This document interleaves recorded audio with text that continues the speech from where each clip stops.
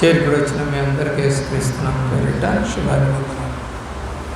బైబిల్లో దేవుడు తాను వారితో ఉండటానికి ఒక మందిరాన్ని ఏర్పాటు చేయండి. అయితే మందిరం అయితే కట్టలేదు, కానీ మందసాన్ని అయితే తయారు చేశారు. ఐగుప్తు నుంచి బయటకు వచ్చిన తర్వాత దరిదాపుగా 1500 సంవత్సరాల తర్వాత దేవుడు మోషేతో మాట్లాడుతూ ఆ పని చేయమన్నాడు. బైబిల్లో మందసము అనేటువంటి మాట చాలా పర్యాయాలు కనపడుతుంది. అయితే కొత్త నిబంధనలో మీకు కనపడదు. అంటే కొత్త నిబంధనలో దాని ప్రాశస్త్యము లేదు. అంటే కొత్త నిబంధనలో అసలు మందసం ఎక్కడుందో తెలియదు. సాధారణంగా మందసం అంటే దేవుని సన్నిధి, నిబంధన, దేవుడు మహిమ సంబంధించిన ఒక పవిత్రమైన పెట్టె అనాలి దాన్ని. అంతే. అంటే ఒక చిన్న పెట్టె తయారు చేశారు. దీన్ని నిబంధన మందసము అని కూడా అంటారు. అంటే దాంట్లో దేవుడిచ్చిన నిబంధనలను పెట్టారు. ఆ యొక్క పెట్టెను కూడా ఎలా తయారు చేయాలో దేవుడే చెప్పాడు.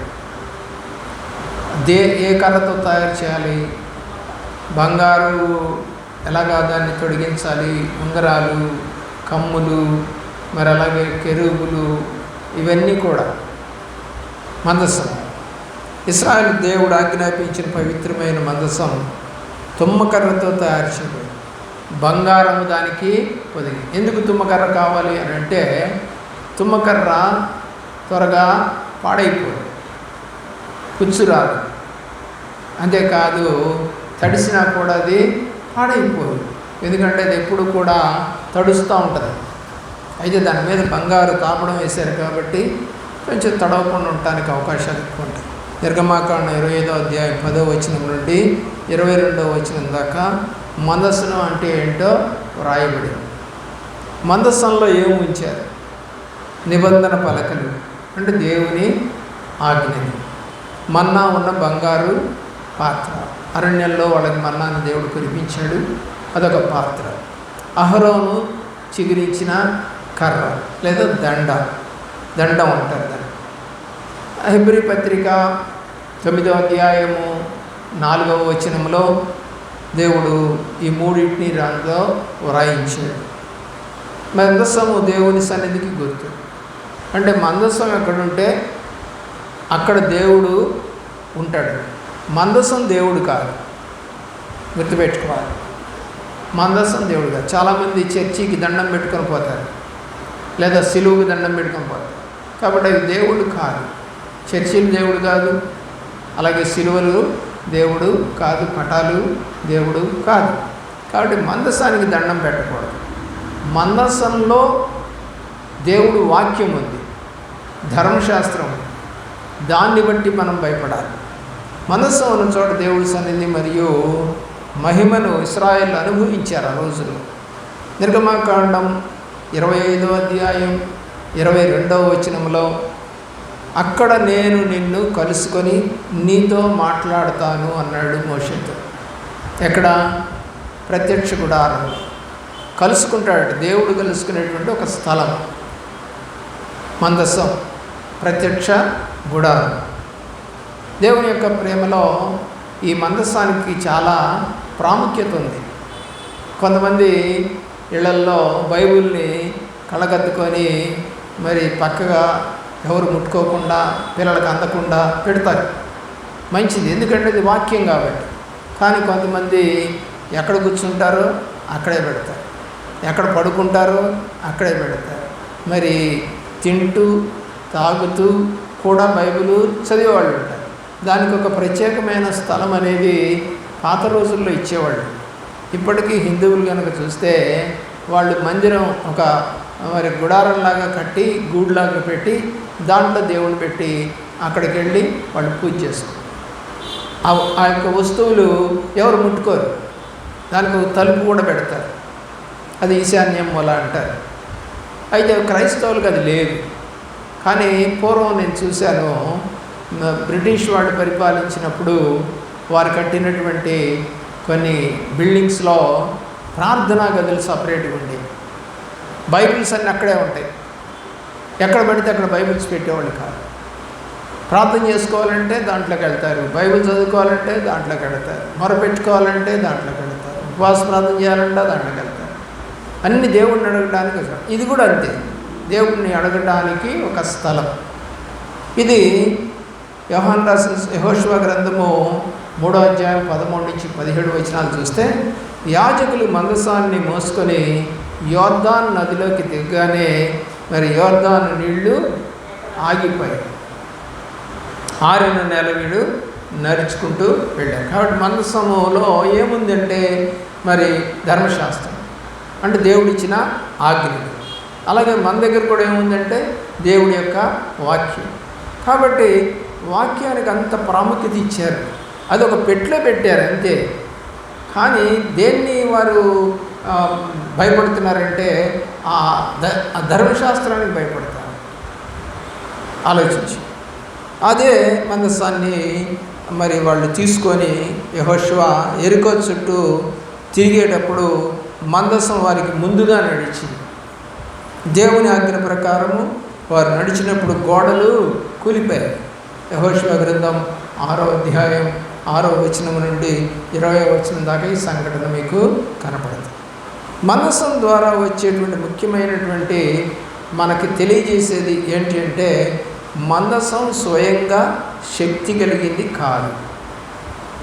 ఆ దేవుడే పైనుంచి కిందకి పంపల, మనుషుల ద్వారా దాన్ని తయారు చేయించాడు. మందసంలో సూచించబడిన దేవుడి సన్నిధి చెరువులు కెరవులు మధ్య ప్రత్యక్ష గుడారంలోనికి ఆయన దిగి వస్తాడు. ఎప్పుడూ ఉండడు, ఆయన అప్పుడప్పుడు వస్తాడు. దేవుని మాట, దేవునిపై విశ్వాసం, ఇవన్నీ మనకు తెలియజేస్తాం. కాబట్టి మందసంలో ఉన్నదాన్ని బట్టి మనం, అలాగే మన దగ్గర ఉన్న బైబిల్ని బట్టి మనం అలాగే నడవాల్సిన వారు. సమూయేలు మొదటి గ్రంథము 4వ అధ్యాయము 3వ వచనం నుండి 5వ వచనం దాకా ఇశ్రాయేలు మందసాన్ని తీసుకొని వచ్చారు. అయితే వాళ్ళ అవిధేయత వల్ల వాళ్ళకి విజయం రాలేదు. యుద్ధంలో రంగంలోనికి మందసం వచ్చినప్పుడు కేకలు పెట్టారు వీళ్ళంతా, కానీ అది విజయం తేలేదు. ఎందుకంటే వాళ్ళ అవిధేయత బట్టి. కాబట్టి మన దగ్గర బైబిల్ ఉండొచ్చు, కానీ మన దగ్గర అవిధేయత ఉందనుకో మనకు కూడా విజయాలు రావు. దావీదు మందసాన్ని యెరూషలేముకి తీసుకొచ్చాడు. మందసం వీళ్ళు తీసుకుపోయారన్నమాట, ఫిలిస్తీన్లు తీసుకుపోయారు. ఆ తర్వాత దాన్ని వాళ్ళ యెరూషలేములోకి పంపించారు. తర్వాత ఒబేదెదోము ఇంటికి వెళ్ళింది, ఒక 20 సంవత్సరాలు ఉంది అక్కడ. మళ్ళా ఇవన్నీ చాలా జరిగాయి మధ్యలో. దావీదు మందసాన్ని యెరూషలేముకి తీసుకురావాలని కోరుకున్నాడు. ఏంటి, నేనేమో ఇక్కడ ప్యాలెస్లో ఉన్నాను, మరి అది అక్కడ అలా ఉంటే ఎట్లాగని 2 సమూయేలు గ్రంథం 6వ అధ్యాయం 1వ వచనం నుండి 15వ వచనం. ఊసు మందసాన్ని తాకిన సందర్భం మీకు ఇక్కడ కనపడుతుంది. ఇందులో అతను ముట్టుకున్నాడు, ఒక ఎడ్లు కాలు జారాయని చెప్పేసి ఆ మందసం పడిపోద్దేమోనని పట్టుకునేసరికి దేవుడికి కోపం వచ్చింది. లేవీయులు తప్ప ఎవరు దాన్ని ముట్టుకున్నా చచ్చిపోతారు, ఎవరు పడితే వాళ్ళు ముట్టుకున్నారు. చూడండి, కొన్ని చర్చెస్లో ఈ పులిపీఠం దగ్గర అన్ని కటకటాల్లాగా పెడతారు. మిగతా వాళ్ళు ఎవరు అక్కడికి రాకుండా, పిల్లలు ఎక్కకుండా. ఎందుకంటే అదొక పవిత్రమైన స్థలం అని. ఎందుకంటే అక్కడ యాజకుడు మాత్రమే ఉంటాడు, పూజ చేసేవాడు లేదా ప్రార్థించేవారు, వాక్యం చెప్పేవాళ్ళే ఉంటారు. మిగతా వాళ్ళు ఎవరు కూడా దాటి లోపలికి రాకూడదు. పిల్లల ఆలోచన చేయండి. ఇదంతా కూడా పాత నిబంధనలో ఉన్నది. 2 సమూయేలు గ్రంథంలో చూడండి, 6వ అధ్యాయము 6, 7 వచనాలు. 2 సమూయేలు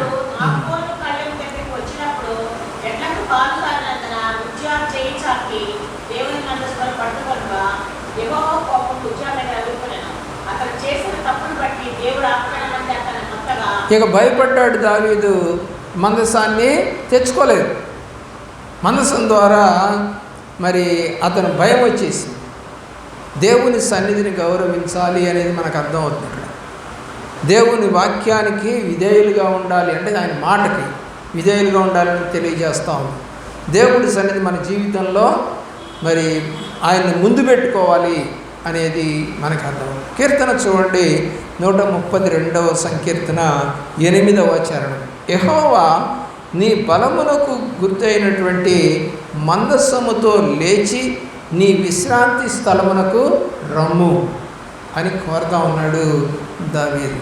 దేవుని యొక్క ప్రేమలో మరి నిబంధన మందస్సము మరి ఆ యొక్క దేవుడు కలుసుకుంటానని చెప్పినటువంటి మాట నిర్గమాకాండం 25:22లో మనకు కనబడుతుంది. మందస్సము దేవుని ఆజ్ఞ ప్రకారం చేయబడిందని నిర్గమాకాండం 25వ అధ్యాయము 10వ వచనం నుండి 16వ వచనం దాకా, 37వ అధ్యాయము 1 నుండి 5 వచనాల్లో దేవుడు చెప్పిన ప్రకారమే చేశాడు దాన్ని. అంటే దేవుడి మాటను జవదాటలేదు.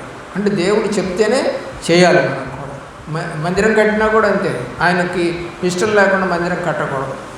అలాగే మందసం దేవుని సన్నిధికి గుర్తుగా ఉంటుందని నిర్గమాకాండము 25వ అధ్యాయము 17 వచనం నుండి 22వ వచనం దాకా మందసం మీద కరుణ పీఠం ఉండేది ఉంటుంది.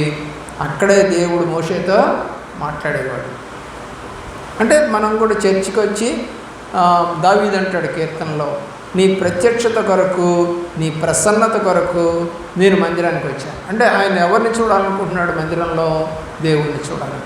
కాబట్టి ఇక్కడ కూడా దేవుడు అతనికి కనపడి మాట్లాడుతాడు. కాబట్టి మన జీవితంలో దేవుని సన్నిధికి మొదట స్థానము ఇవ్వవలసిన వారమై ఉన్నాం.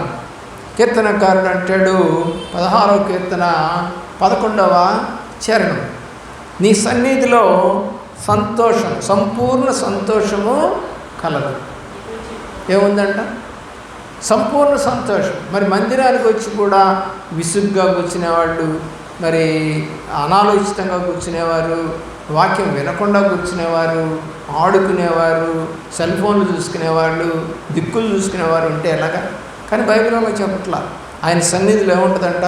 సంతోషం పరిపూర్ణముగా ఉంటుందట. ప్రియులారా, మందసంలో నిబంధన పలకలు ఉన్నాయని ఉంచబడ్డాయని బైబిల్ తెలియజేస్తాం. ద్వితీయోపదేశకాండం 10వ అధ్యాయము 1 నుంచి 5 వచ్చింది. హెబ్రీల్లో కూడా మనకు 9:4లో కనపడతా ఉంది. 119వ కీర్తన 11వ వచనంలో దేవుడి సన్నిధితో పాటు దేవుడి వాక్యం మన హృదయంలో ఉండాలి. 119వ కీర్తన 11వ చరణం,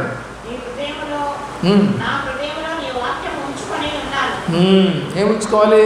వాక్యం. మందసంలో ఉంది వాక్యం, ధర్మశాస్త్రం.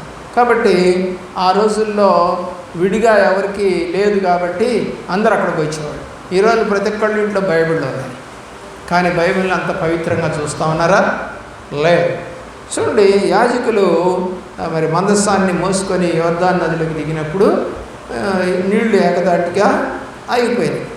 మరి ఎరుకో విజయం రావడానికి కూడా మందసమే కారణం. దేవుని ఆజ్ఞ ప్రకారం తిరిగారు, మందసం కూడా వారితో పాటు తింపారు. యెహోషువ గ్రంథం 6వ అధ్యాయం 6వ వచనం నుండి 20వ వచనం. 7 రోజులు దేవుని మాటకు విధేయత చూపి మరి వాళ్ళు ఆ తర్వాత ఇరుక గోడలు కూలిపోయారు. ఏం చేయలే వాళ్ళు. 7వ రోజు 7 సార్లు తిరిగారు అంతే. బోర్లు ఊదారు, స్తుతులు చెల్లించారు. అంటే స్తుతులకే మరి ఎరుక గోడలు కూలిపోయాయి, శత్రువుల యొక్క గోడలు కూల్చేసి. అంతే. ఇందులో ఏం కనపడుతుంది మనకి?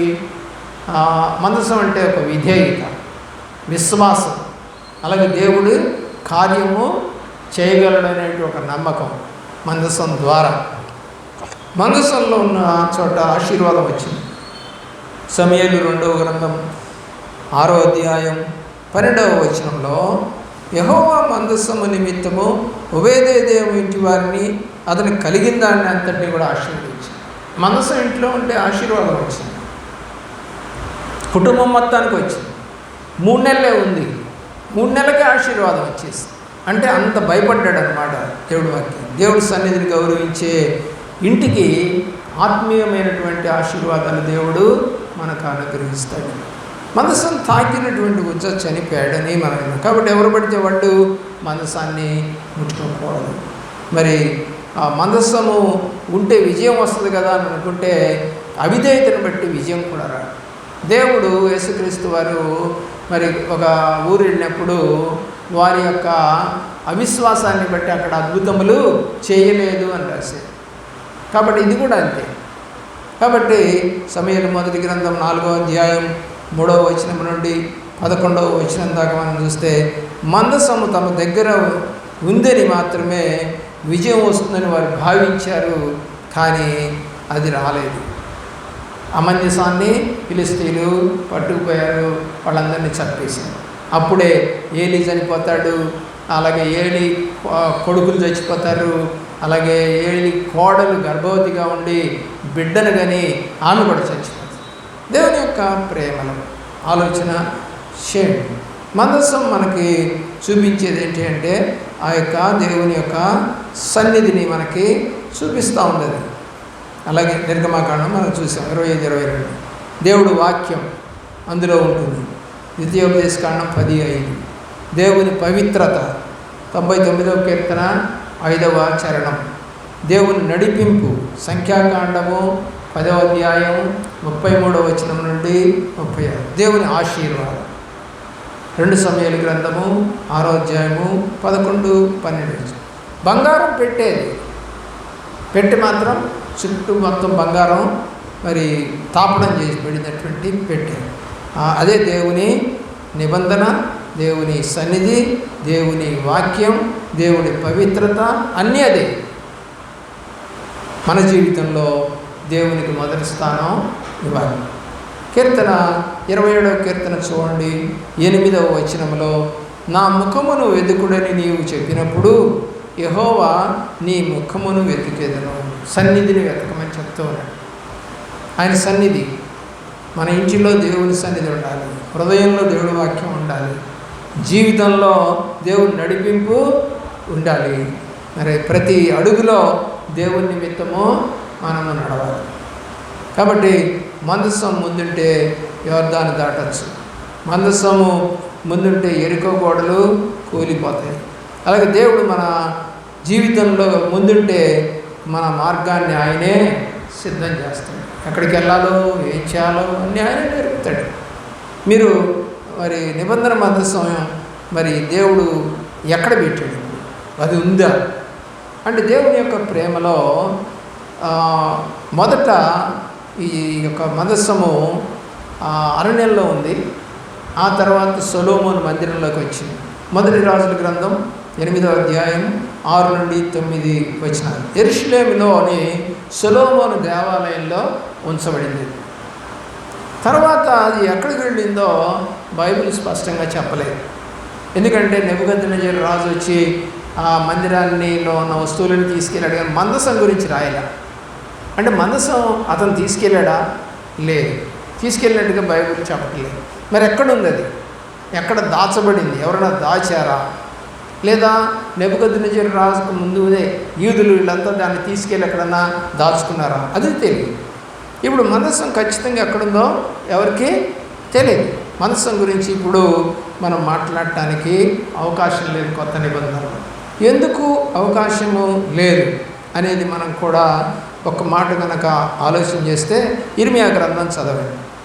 ఇర్మియా గ్రంథం 3వ అధ్యాయం 16వ వచనం. ఇర్మియా గ్రంథం 3వ అధ్యాయం 16వ వచనం చదవండి ఒకసారి. ఆ దినములలో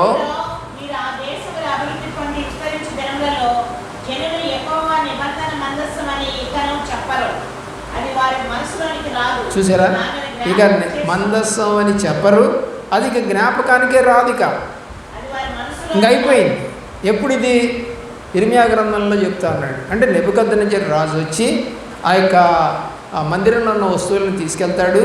మరి మందస్సం ఏమైందో తెలియదు, కానీ దాని ప్రవచనం చెప్తా ఉన్నాడు. ఇక ఆ నిబంధన మందస్సం అని చెప్పరు, తర్వాత అది జ్ఞాపకానికి కూడా రాదు, జ్ఞాపకానికి రాదు ఇక. ఎందుకంటే దాని గురించి ఇంక మాట్లాడలేదు ఎవరు. ఇప్పుడు కూడా మందస్సం గురించి మనం మాట్లాడడానికి మన దగ్గర ఏ ఆధారము లేదు. పాత నిబంధనలో మాత్రమే నిబంధన మందస్సం అనేది మనకి కనపడతాం. కాబట్టి దేవుని యొక్క ప్రేమలో ఆలోచన చేయండి.